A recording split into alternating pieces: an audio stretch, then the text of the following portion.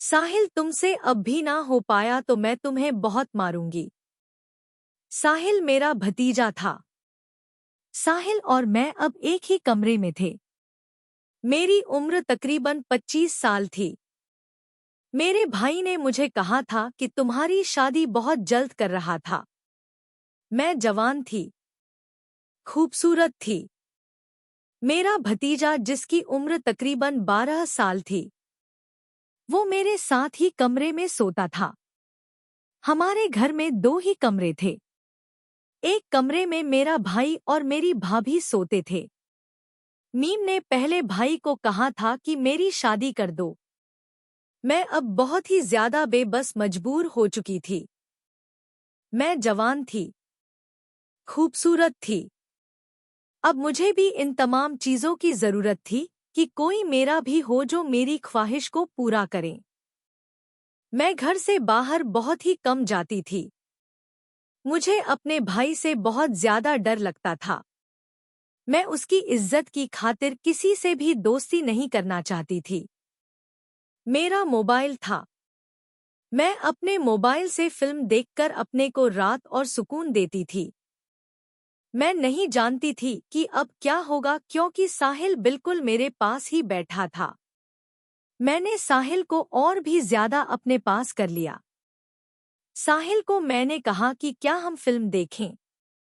साहिल कहने लगा, हाँ क्यों नहीं। साहिल रात को मेरे पास ही बैठकर पढ़ता था।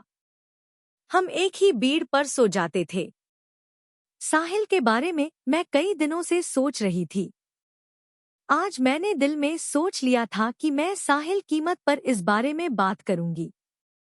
मैंने पहले तो एक छोटी सी फिल्म लगाई, लेकिन जब मैंने दूसरी फिल्म लगाई जिसमें काफी अजीब सीन उन्हें लगे, मैंने देखा कि साहिल उनको पसंद कर रहा है। साहिल और भी ज्यादा मेरे पास होने लगा। मैंने अपना हाथ बढ़ाकर साहिल के दीव पर रखा। मैंने साहिल को कहा कि इस फिल्म के बारे में तुम किसी को कुछ नहीं बताओगे।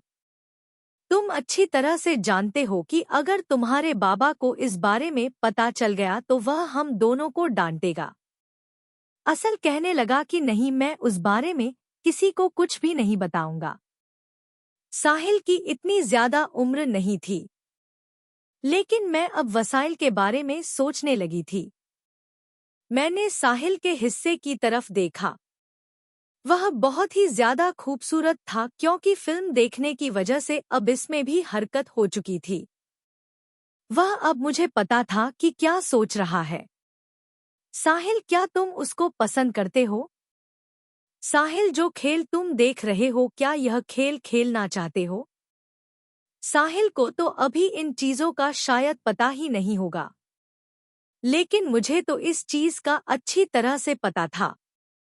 मैंने साहिल से वादा लिया कि तुम मुझसे वादा करो कि इस बारे में कुछ भी किसी को नहीं बताओगे। साहिल ने मुझसे वादा लिया कि सच में मैं इसमें किसी को कुछ नहीं बताऊंगा।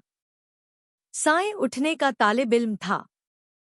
साहिल को इन चीजों का इतना ज्यादा पता नहीं था। साहिल जब कोशिश करने लगा तो साइंस से ठीक दौर पर हो ही नहीं पा रहा था। यह मेरा भी पहला खेल था। साहिल का भी मेला खेलता। साहिल ने बड़ी कोशिश की, लेकिन अच्छी तरह से वह खेल नहीं खेल पा रहा था। मैं उसी वक्त उठी। मैंने एक बोतल उठाई और बोतल साहिल को दी। मैंने कहा कि अब भी तुमसे ना हो पाया तो तुम्हें बहुत मारूंगी। साहिल अब कोशिश करने लगा। साहिल अब ईशानी से अपनी मंजिल को चुका था। मैंने पहली बार इतनी हंसी मंजर देखा था, क्योंकि इससे पहले तो मैसर्स में सिर्फ और सिर्फ ऐसा सोचती थी। साहिल शायद उम्र में थोड़ा था, लेकिन वह खेलने के काबिल था। थोड़ी देर के बाद वह अच्छा खेल रहा था। जैसे जैसे खेल रहा था, मुझे भी अच्छा लग रहा था। साहिल को मैं सब कुछ सिखा देना चाहती थी। शादी थी कि साहिल और मैं अब अच्छे दोस्त बनकर इस घर में रहे, क्योंकि साहिल तो हर रात मेरे पास ही होता था।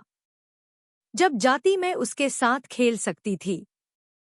साहिल और मैं अब अच्छे दोस्त बनने वाले थे। थोड़ी देर बाद जाहिर थक चुका था।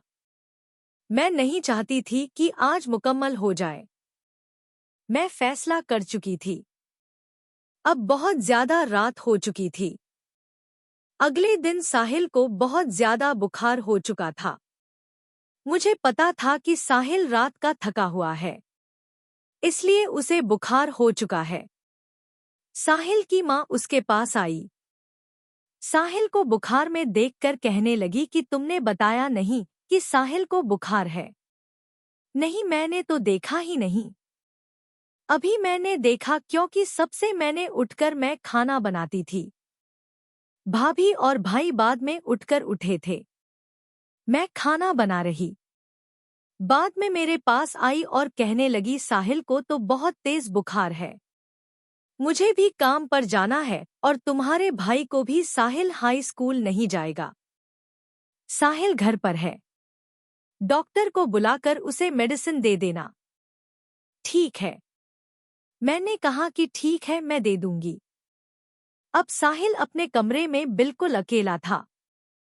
मैं साहिल के पास आई क्योंकि मेरे भाई और भाभी दोनों काम पर जा चुके थे। भाभी एक प्राइवेट स्कूल टीचर थी। मैं एक फैक्ट्री में काम करते थे। दोनों ही शाम को होते थे। थोड़ी देर के बाद साहिल के पास आए। मैंने साहिल को कहा कि तुम जल्दी थक गए। साल कहने लगा मुझे तो पता ही नहीं चला। रात को बहुत अच्छा वक्त गुजारा। थोड़ी देर के बाद मैंने डॉक्टर को कॉल की। डॉक्टर दवाई देने उठ चुका था। डॉक्टर बहुत ही ज्यादा खूबसूरत था। डॉक्टर पहली बार घर पर आया। अब मेरे और भाभी दोनों ने घर पर नहीं थे। पहले जब मैं उनके सामने नहीं होती थी, भाई और भाभी घर हुआ करते थे। लेकिन आज पहला दिन था जब डॉक्टर मेरे सामने आया। डॉक्टर बहुत ही ज्यादा खूबसूरत था। डॉक्टर को मैंने साहिल दिखाया। वह उसे दवाई देखकर दूसरे कमरे में आ गया। मीज उसके लिए चाय बनाई हुई थी। डॉक्टर मेरे पास बैठ गया। डॉक्टर के मैं भी बिल्कुल पास आकर बैठ गई। डॉक्टर कहने लगा तुम्हारा भाई कहाँ है? क्योंकि वह मेरे भाई का अच्छा दोस्त था। डॉक्टर मुझे कहने लगा कि तुम बहुत ही ज्यादा खूबसूरत हो। वहां मैंने कहा कि यह तो देखने वाले का कमाल है। आपको अच्छी लग रही हूं तो खूबसूरत होंगे। मैं अब नाचते हुए डॉक्टर की बातों में आ गई और डॉक्टर के बिल्कुल पास बैठकर मैंने डॉक्टर को चाय पकड़ाई। जैसे ही डॉक्टर के पास चाय लेकर आई झुकी तो डॉक्टर ने बड़े ही गौर से मेरी तरफ देखा। मुझे पता था कि वह क्या देख रहे हैं। उनकी नजर चाहती हो। मुझे साफ नजर आ रहा था। मैंने डॉक्टर को कहा कि क्या कुछ चाहिए?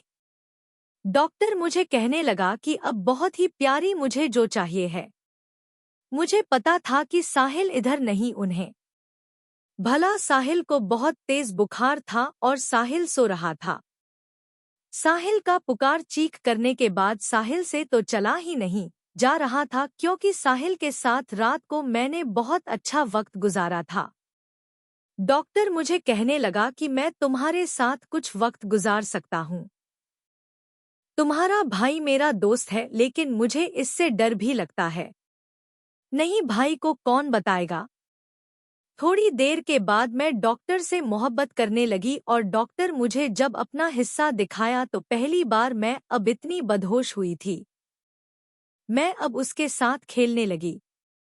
डॉक्टर के पाँव में बैठकर जैसे ही मैंने खेलना शुरू किया, डॉक्टरों को बहुत ही ज्यादा अच्छा लग रहा था। बहुत दिनों बाद मेरी ख्वाहिश पूरी होने जा रही थी। मैं अब साहिल के साथ तो खेल ही चुकी थी। अब मुझे शायद इन चीजों की आदत होने लगी थी। थोड़ी देर के बाद डॉक्टर ने मुझे एक अच्छी सी पोजीशन बनाने को कहा हो। डॉक्टर ने अपने तरीके से खेलना शुरू किया क्योंकि साहिल के पास इतना सब कुछ नहीं था जो कुछ डॉक्टर के पास था। डॉक्टर काफी अच्छा खिलाड़ी था। मुझे थोड़ी बहुत परेशानी जरूर